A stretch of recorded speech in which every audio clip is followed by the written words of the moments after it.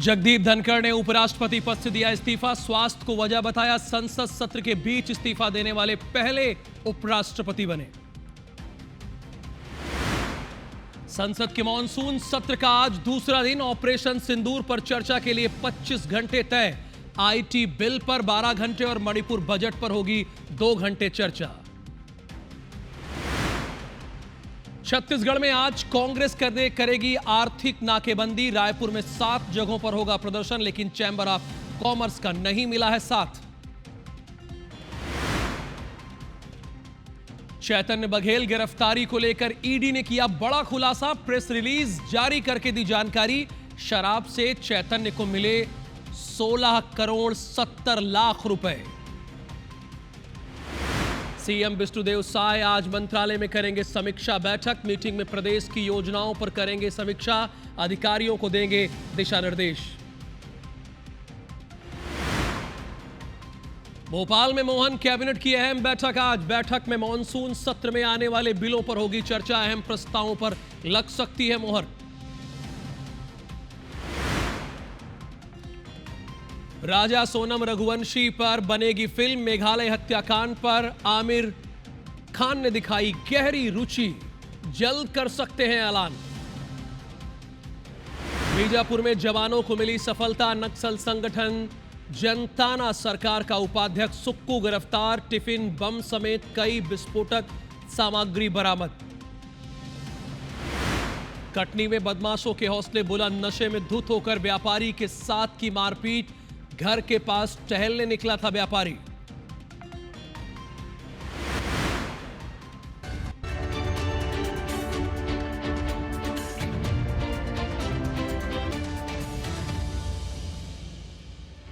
नमस्कार, mega morning में मैं राहुल सौमित्र आप सभी दर्शकों का स्वागत करता हूं। हेडलाइंस के बाद अब नजर डालते हैं सुबह 7 बजे की 7 बड़ी खबरों पर। तो पहली बड़ी खबर आपकी स्क्रीन पर यह रही। भारतीय सेना को 15 महीने की देरी के बाद आज पहले अपाचे अटैक हेलीकॉप्टर मिलने की उम्मीद है। अब आते हैं खबर नंबर 2 यानी दूसरी खबर पर। जस्टिस यशवंत वर्मा कैश कांड मामले में समिति के गठन का ऐलान हो सकता है। नंबर 3 यानी 3 ईडी छागुर बाबा की कस्टडी के लिए कोर्ट में आवेदन दायर करेगी। चौथी खबर, सुप्रीम कोर्ट की ईडी को फटकार। सिद्धारमैया की पत्नी को समन भेजने पर कहा राजनीतिक लड़ाई चुनाव तक ठीक। एजेंसी का इस्तेमाल क्यों? यानी इसका मतलब एजेंसी का इस्तेमाल हो रहा है, जिस तरह से बार बार विपक्ष आरोप लगा रहा है। चूंकि अगर सुप्रीम कोर्ट ने फटकार लगाई तो इसके मायने क्या है। 5वीं खबर, मई में 20 लाख से ज्यादा ईपीएफओ मेंबर बने हैं। ये अब तक की सबसे ज्यादा बढ़ोतरी है। 6वीं खबर, बांग्लादेश में एयरफोर्स का विमान ढाका में स्कूल पर गिरा है। 16 छात्र, 2 शिक्षक और पायलट की डेथ हुई है। और 7वीं खबर, पापुआ न्यू गिनी में 5.8 तीव्रता का भूकंप आया है। जान माल के नुकसान की खबर फिलहाल नहीं है। और डिटेल में खबरें बताने का वक्त हो गया है। गुजरात के वापी में भीषण अग्निकांड हो गया है। प्लास्टिक फैक्ट्री में भीषण आग लग गई है। फायर ब्रिगेड की गाड़ियां आग बुझाने में जुटी हुई हैं। अभी तक किसी के हताहत होने की खबर फिलहाल नहीं लगी है। प्लास्टिक का भंडार होने से तेजी से ये आग फैली है। ये वापी में आग लगी है। गुजरात का वापी इलाका है, वहां पर आग लगी है। बड़ा शहर है। प्लास्टिक फैक्ट्री में भीषण आग लगी है। फायर ब्रिगेड की गाड़ियां आग बुझाने में जुटी हुई हैं। अभी तक जो हमारी जानकारी है, अभी तक किसी के हताहत होने की खबर नहीं है। प्लास्टिक का भंडार होने से तेजी से ये आग फैली है। और हमारी जो सूचना है, अभी तक इसमें जानकारी जो मिल रही है, किसी के हताहत होने की खबर नहीं। ये आप कह सकते हैं कि राहत भरी बात है, लेकिन आग लगी है तो नुकसान तो वही है। ये आप देख सकते हैं भीषण आगे हम आपको स्क्रीन पर भी दिखा रहे हैं। इन तस्वीरों को देखकर आप सहज ही अंदाजा लगा सकते हैं कि आग कितनी भीषण है। ये गुजरात के वापी की तस्वीर देख रहे हैं। और प्लास्टिक होने की वजह से, चूंकि यहाँ पर प्लास्टिक का भंडार था, आप जानते हैं कि प्लास्टिक जो है वो आग को बहुत तेजी से पकड़ता है। आग और धधकती है, आग और फैलती है। तो यही वजह है कि ये भीषण तस्वीरें देखने को आपको मिल रही है स्क्रीन पर। यहाँ पे एक राहत की खबर कह सकते हैं। वो अब आप सोचेंगे ये आग लगी है और ये एंकर तो राहत की बात कर रहा है। किसी के हताहत होने की खबर नहीं मिली। इससे बड़ी राहत की बात और क्या हो सकती है बताइए। जान माल का नुकसान नहीं हुआ है, इससे बड़ी राहत की बात और क्या हो सकती है। एक और खबर है जो बड़ी इंपॉर्टेंट खबर है। उपराष्ट्रपति को तो आप जानते होंगे, जगदीप धनखड़ ने अपने पद से इस्तीफा दे दिया है। उन्होंने राष्ट्रपति द्रौपदी मुर्मू को अपना इस्तीफा सौंपा है। इनका कार्यकाल 2027 तक का था, लेकिन 2 साल पहले इन्होंने इस्तीफा दे दिया। जगदीप धनखड़ ने स्वास्थ्य संबंधी कारणों और चिकित्सा सलाह को इस्तीफे का कारण बताया। अपने त्याग पत्र में उन्होंने राष्ट्रपति को सहयोग और सौहार्दपूर्ण संघर्षों के लिए थैंक यू सो मच कहा, यानी धन्यवाद कहा। साथ ही प्रधानमंत्री और केंद्रीय मंत्रियों को भी आभार जताया। जगदीप धनखड़ ने करीब 3 साल पहले 6 अगस्त 2022 को देश के 14वें राष्ट्रपति के तौर पर शपथ ली थी। उपराष्ट्रपति बनने से पहले वो पश्चिम बंगाल के राज्यपाल थे। लेकिन एक चीज ये भी है कि अब इसमें इंपॉर्टेंट बात यह कि पहले उपराष्ट्रपति हो गए जब सत्र चल रहा है, उस सत्र में इस्तीफा दे दिए। अच्छा, भारत देश ने तो कई ऐसे नेताओं को भी देखा है जो तबीयत खराब है, इलाज बाहर करवा रहे हैं, लेकिन पद पर बने हुए हैं। तो स्वास्थ्य कारणों की वजह से इस्तीफा दिया है, ये समझना होगा कि स्वास्थ्य कारणों की वजह से इस्तीफा दिया है या इसके पीछे क्या वजह है। बहरहाल हमारे देश के उपराष्ट्रपति थे, अब तो इस्तीफा दे दिया है। धनखड़ के इस्तीफे के बाद उनके उत्तराधिकारी की अटकलें शुरू हो गई हैं, चूंकि अब तो सत्र चल रहा है। ऐसे में बिहार से जेडीयू के सांसद जो है हरिवंश, ये संभावित उम्मीदवारों में देखे जा रहे हैं। 2020 से राज्यसभा के उपसभापति पद पर ये आसीन है। हालांकि उनका कार्यकाल भी इसी महीने खत्म हो रहा है और उपराष्ट्रपति का इस्तीफा स्वीकार हुआ है, तो नया उपराष्ट्रपति चुने जाने तक राज्यसभा के उपसभापति ही सभापति रहेंगे। चूंकि अगर आप अनुच्छेद 91 पढ़ेंगे तो इसमें इस बात का जिक्र है कि अगर इस्तीफा देते हैं तो सभापति की भूमिका उपसभापति निभाएंगे। और उपसभापति अभी कौन है, जैसा कि मैं बता ही रहा था कि हरिवंश जी हैं। लेकिन उन्हें उपराष्ट्रपति का पदभार नहीं मिलेगा, ये ध्यान दीजिएगा, क्योंकि संविधान में कार्यवाहक उपराष्ट्रपति का प्रावधान ही नहीं है। राष्ट्रपति की अनुपस्थिति में उनका पदभार उपराष्ट्रपति को मिलता है।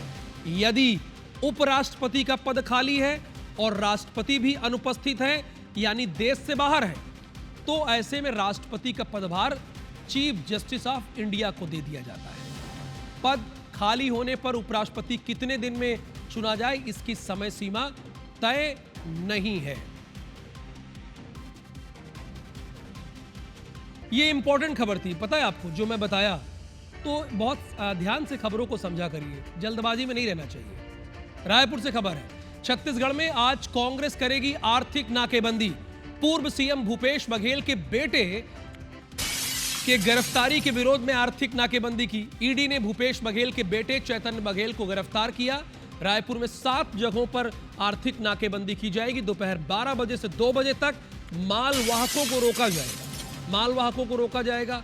नाकेबंदी के दौरान सवारी वाहनों को नहीं रोका जाएगा। यानी कहने का मतलब, अब आपके मन में ये सवाल उठ सकता है कि ये आर्थिक नाकेबंदी क्या है भाई, क्या है आर्थिक नाकेबंदी?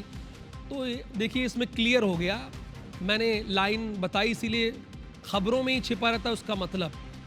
मालवाहकों को रोका जाएगा, जिसमें सामान होगा उसको रायपुर में प्रवेश नहीं करने दिया जाएगा। जैसे मान लीजिए सब्जी है, जैसे मान लीजिए व्यापारी का सामान है, जनरल स्टोर का सामान, इन जो भी सामान आप यूज करते हैं, तो इन सारे सामानों को रोक दिया जाएगा, मालवाहकों को। ये इसका मतलब है आर्थिक नाकेबंदी, आर्थिक तौर पर नुकसान पहुंचाना। और ये कांग्रेस आज कर रही है। रायपुर में 7 जगहों पर आर्थिक नाकेबंदी की जाएगी।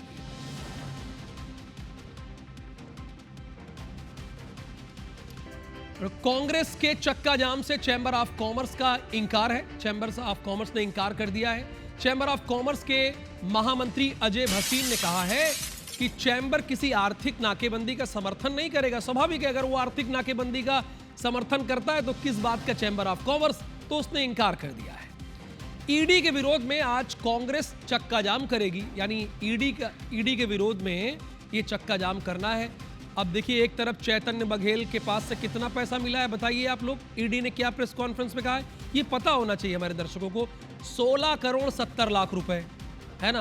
तो सुनाते हैं आपको बात।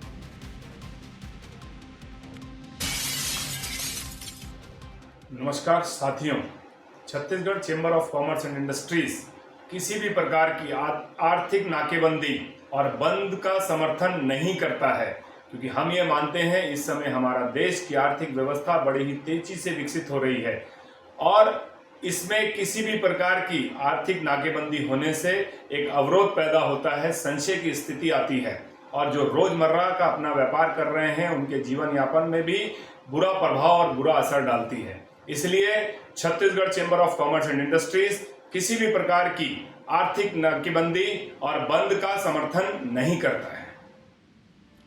इधर चैतन्य बघेल की गिरफ्तारी के मामले में 2500 करोड़ का शराब घोटाला हुआ, ये तो आपको पता है। लेकिन चैतन्य बघेल की गिरफ्तारी के मामले में अपडेट क्या है? चैतन्य को शराब घोटाले में 16 करोड़ 70 लाख रुपए मिले हैं। कितने? 16 करोड़ 70 लाख रुपए मिले हैं। चैतन्य ने रियल एस्टेट फर्मों के माध्यम से उपयोग किया, यानी कहने का मतलब है कि रियल एस्टेट में इस पैसे को इन्वेस्ट किया। त्रिलोक सिंह ढिल्लो से सांठगांठ की और उसकी कंपनियों का उपयोग किया। 1000 करोड़ से ज्यादा की राशि को संभालने में अनवर डेबर और अन्य लोगों का जिक्र है। अब देखिए, अब जो ईडी ने प्रेस नोट करके जारी किया, ये हाईलाइट यहां पर जरा देखिएगा गौर से। ईडी की प्रेस रिलीज हाईलाइट हमने कर दिया है यहां पर। अब बताना ये चाहिए कि भाई 16 करोड़ जो 70 लाख रुपए मिले उसका क्या तर्क है, अब आर्थिक नाकेबंदी का क्या मतलब है। बहरहाल ये तो पॉलिटिकल बातें हैं, लेकिन चैतन्य ने रियल एस्टेट फर्मों का उपयोग किया है, 1000 करोड़ रुपए से ज्यादा की राशि संभाली है।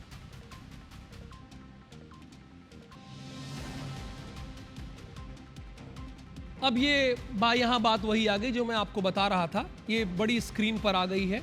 अब ये देखिए, 2500 करोड़ का आबकारी घोटाला हुआ, चैतन्य को शराब घोटाले का 16 करोड़ 70 लाख रुपए मिला। ये 16.70 यानी 70 लाख है, इतना मिला है। राशि का इस्तेमाल रियल एस्टेट फर्मों के माध्यम से किया गया है। ये चैतन्य को लेकर ईडी का जो प्रेस नोट आया उसका जिक्र है। रियल एस्टेट परियोजना के विकास में नगद राशि का इस्तेमाल। अच्छा, देखा आपने, मतलब नगद राशि का इस्तेमाल किया है, पूरी प्लानिंग है। चैतन्य ने त्रिलोक सिंह ढिल्लो से सांठगांठ की है, ये इस बात का भी प्रेस नोट में जिक्र है। राशि के हेर फेर के लिए त्रिलोक सिंह की कंपनियों का उपयोग किया गया। त्रिलोक सिंह को जान ही रहे आप, उसकी कंपनियों का इस्तेमाल किया गया है हेर फेर करने के लिए। 1000 करोड़ से ज्यादा की राशि संभालने के लिए अनवर डेबर की मदद ली गई। अनवर डेबर की इसमें मदद ली गई है। अब ये पूरा स्क्रीन पर मैंने आपको समझा दिया कि क्या बातें थी प्रमुख। संसद के मानसून सत्र का आज दूसरा दिन है। संसद के मानसून सत्र का दूसरा दिन तो है ही है।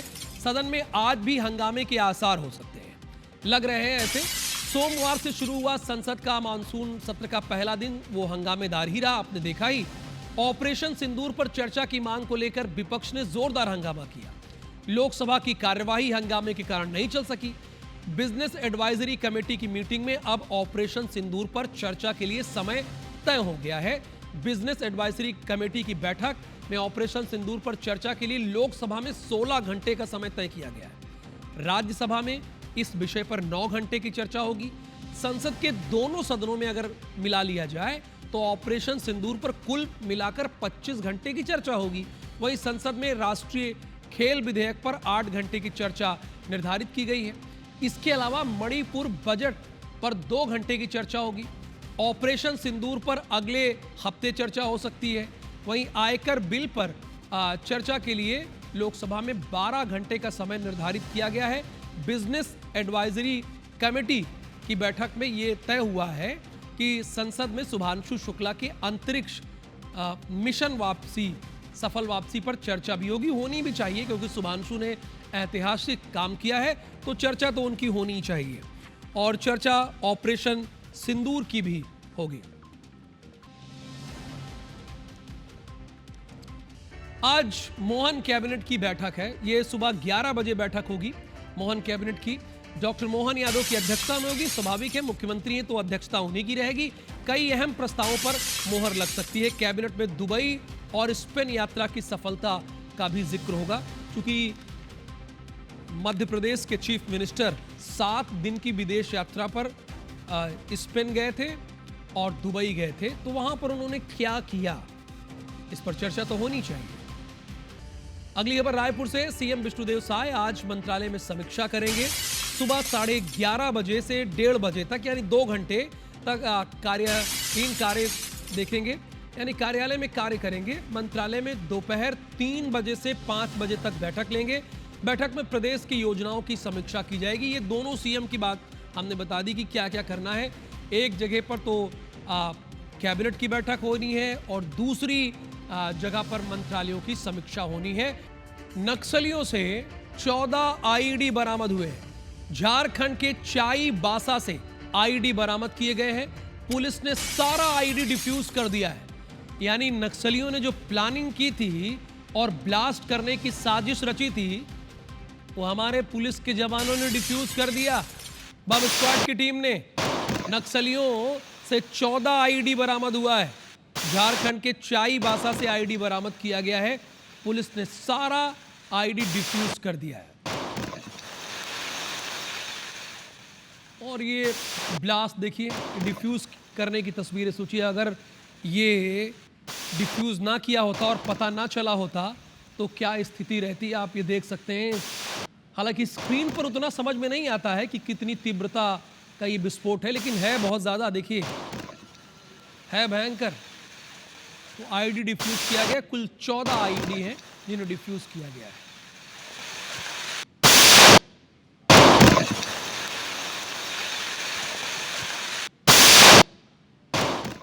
छत्तीसगढ़ में सोमवार को पुलिस और सुरक्षा बलों को बड़ी सफलता मिली है। जवानों ने अलग अलग जिलों में आईडी विस्फोटक सामग्री समेत एक नक्सली को गिरफ्तार किया है।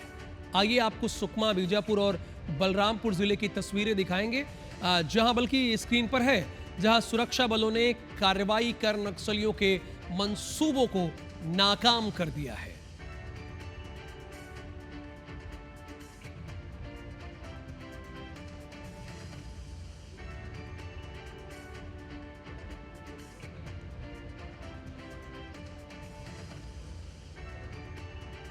मेगा मॉर्निंग में अपने दर्शकों को दिखाएंगे आगे दनादन 10 खबरें, और उसके बाद देखिए हमर बानी हमर गोट श्रवण तंबोली के साथ।